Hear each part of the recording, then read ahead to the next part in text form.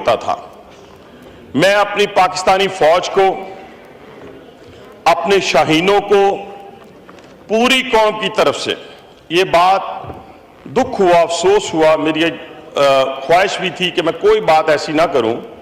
मेरे भाई ने बात की, नहीं है साथ। मैं समझता हूं कि आज पूरी पाकिस्तानी कौम ने अपने शाहीनों के कारनामे पे उनको खराजे तहसीन पेश किया है और उस ताकतवर बच्चे का मुजाहरा किया है जो छोटे छोटे बच्चों को मौका देता था कि वो शरारत कर लें, फिर उस पर वो हावी हो जाएगा। आज मेरे शाहीनों ने वो तैयारे गिराए हैं, वो जहाज गिराए हैं जिनका वो ढंडोरा पीटा करता था, जिसका नाम वजीर आजम जो हिंदुस्तान का मोदी है, जिसको मैं गुजरात का बुच्चर कहता हूं, जिसने सिर्फ मुसलमानों के खून से अपने हाथ नहीं रंगे जनाब स्पीकर, बल्कि अगर क्रिश्चियन कम्युनिटी को देखें उनके खून का भी हिसाब इसी ने देना है। और अगर आप देखें तो कश्मीरियों को देखें, सिखों को देखें, हर जगह के ऊपर। और ये वावेला किया गया जनाब स्पीकर, जब उन्हें अपनी कमजोरी साबित हो गई कि हम पाकिस्तान को जेर नहीं कर सकते, पाकिस्तान को काबू नहीं कर सकते, तो उन्होंने एक जाली प्रोपेगेंडा किया। और प्रोपेगेंडा क्या था जनाब स्पीकर कि कश्मीर के ऊपर पाकिस्तान ने हमला किया, जम्मू कश्मीर के ऊपर या अमृतसर और जलंधर के ऊपर। नहीं जनाब स्पीकर, हमने क्या किया, उन्होंने हमारे मासूम बच्चों को मारा। एक दहशतगर्द जनाब स्पीकर वो साबित नहीं कर सके। छोटे छोटे बच्चों को, जिनकी उम्र क्या है जनाब स्पीकर, बड़ी, मैं आज ना तालियों का मतलूब हूं और ना ही वाह वाह का मतलूब हूं, लेकिन पूरी अक़वामे आलम को यह कहना चाहता हूं कि वो हिंदुस्तान का ये चेहरा अपने सामने रख लें कि 3 साल का बच्चा, 4 साल का बच्चा, 6 साल का बच्चा, 7 साल का बच्चा जिसने जामे शहादत नोश किया है, एक जगह के ऊपर कोई एविडेंस वो मुहैया नहीं कर सका और उसने अपनी खिफ्त मिटाने के लिए जो 12 लाख फौज की मौजूदगी में पहलगाम के अंदर हुआ, उस खिफ्त को मिटाने के लिए अपनी कौम को धोखे में रखकर यह कहा कि ये पाकिस्तान ने हमला किया। 10 मिनट के अंदर अंदर FIR लॉन्च की जाती है जनाब स्पीकर। लेकिन जनाब स्पीकर, जब वो पूरी दुनिया के सामने एक्सपोज हो गया, मैं तो पहले दिन से कहता हूं और बड़े फैक्ट्स एंड फिगर के साथ बात करता हूं जनाब स्पीकर कि हिंदुस्तान दुनिया का सबसे बड़ा दहशतगर्द है।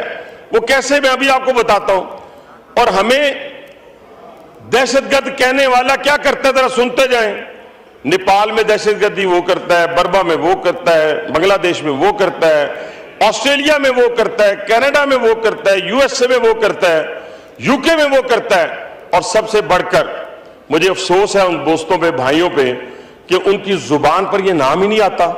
KPK के अंदर, बलूचिस्तान के अंदर जनाब स्पीकर एविडेंस के साथ दुनिया को बताया, डोजियर्स दिए हैं, दुनिया को बताया है कि जो आप वेपन दे रहे हैं, जो आप डॉलरों में लाखों डॉलर इन्वेस्ट कर रहे हैं, ये 9 जो आपने कौंसल खाने पाकिस्तान की सरहद के साथ खोले हुए जनाब स्पीकर, ये मुझे बताया जाए ये किस मकसद के लिए है। क्या वहां से हिंदुस्तान वीजे जारी करता है? वहां से सारे के सारे जाफर एक्सप्रेस वाला वाकया जो है आपको मालूम होगा। हमने तो अपने शोहदा की डेड बॉडीज भी दिखाई, हमने उन 36 लोगों को भी मारा, जगह पे मारा। और मैंने कहा था पहले दिन का, और आज फिर मैं कह रहा हूं, अगर कोई भी है ना जो उसका फैसिलिटेटर है, जो प्रॉक्सी वार का हिस्सा बने हुए हैं, आपने हमारे 7 फौजी उस दिन शहीद किए बलूचिस्तान के अंदर।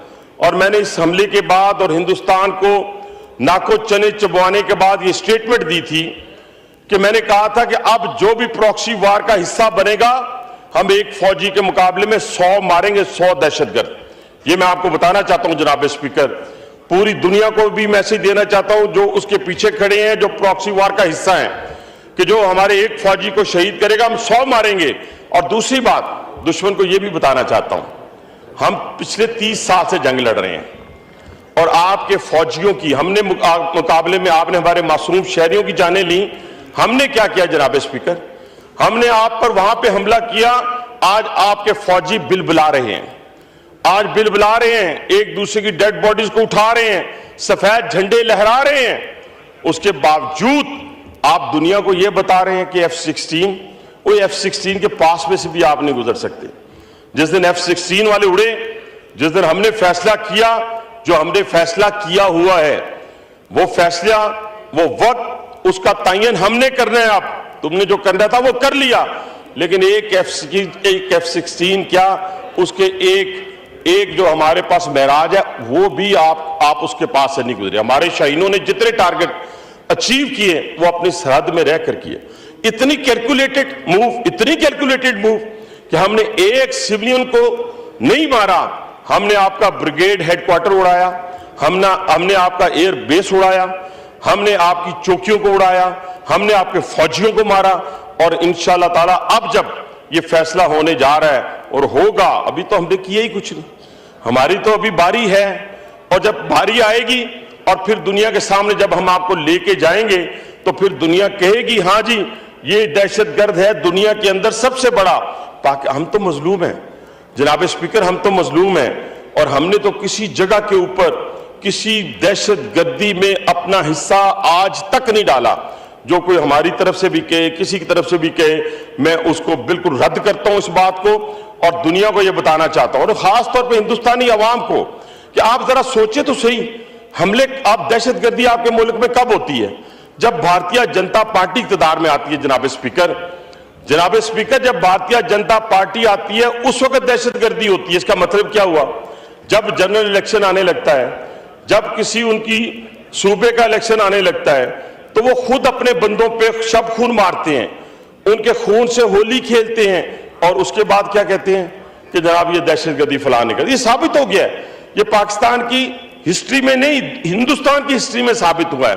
और ये जो संदूर की बात की, उन्होंने इस संदूर को अल्हम्दुलिल्लाह पाकिस्तानी फौज ने तंदूर बनाया, और तंदूर बनाकर उनके मुंह पे मारा और बताया कि पाकिस्तानी फौज जो है। और जहां तक ये बात रहेगी जी पाकिस्तान, मैं एक बात की तरदीद करता हूं सख्ती के साथ, मेरे भाई इस पे मेरा साथ भी देंगे पीटीआई वाले। ये जो हिंदुस्तान के मीडिया ने कहा कि बानी पीटीआई के साथ जेल में ज्यादती हुई है, मैं इसकी बिल्कुल तरदीद करता हूं, और किसी की जुर्रत नहीं है कि ऐसी हरकत कर सकें। इसलिए आप तसल्ली रखें, ऐसा कोई वाकया नहीं हुआ। पूरी कौम इस वक्त पाक फौज के पीछे, पाकिस्तान के पीछे खड़ी है। कौन कौन खड़े हैं? बलोच खड़े हैं, पख्तून खड़े हैं, पंजाबी खड़े हैं, बलोच खड़े हैं, जीबी वाले खड़े हैं, सिंध वाले खड़े हैं, सराइकी खड़े हैं, तमाम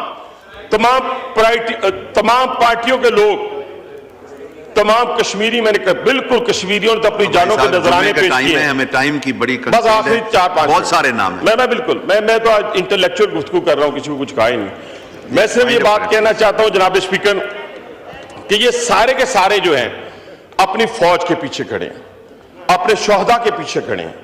हम 28 मई करने वाले हैं। 28 मई जब हिंदुस्तान ने 5 धमाके किए थे ना, 5 धमाके, तो 6 धमाके हमारे लीडर मियां नवाज शरीफ ने हिंदुस्तान को किए थे खिलाफ, और उनके मुंह पे मारा था, उनके मुंह पे मारा था। हम मैं फिर कहता हूं थोड़ी सी बात करते हुए, 9 मई वाले नहीं है।